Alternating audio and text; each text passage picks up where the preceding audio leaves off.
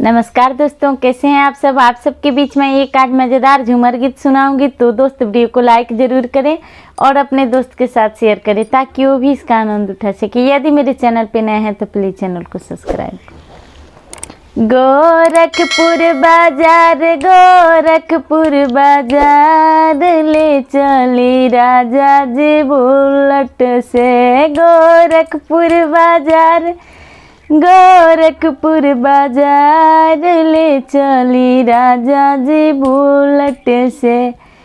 ओही बजरिया में लहंगा बिकाला, ओही बजरिया में लहंगा बिकाला। दहिया के सिंगार किन दीना राजा जी हमारा के।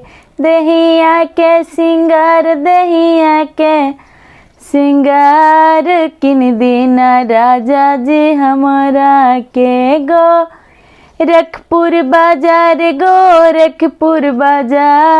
ले चली राजा जी बुलेट से। गोरखपुर बाजार ले चली राजा जी बुलेट से। ओही बजरिया में कंगना बिकाला, ओही बजरिया में कंगना बिकाला। हथवा के सिंगार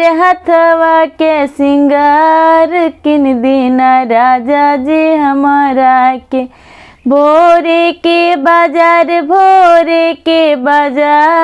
ले चली राजा जी बुलेट से। भोरे के बाजार ले चली राजा जी बुलेट से। ओही बजरिया में हरवा बिकाला, ओही बजरिया में हरवा बिकाला। गलवा के सिंगार किन दीना राजा जी हमारा के। भोरे के बाजार ले चली राजा जी हमारा के। भोरे के बाजार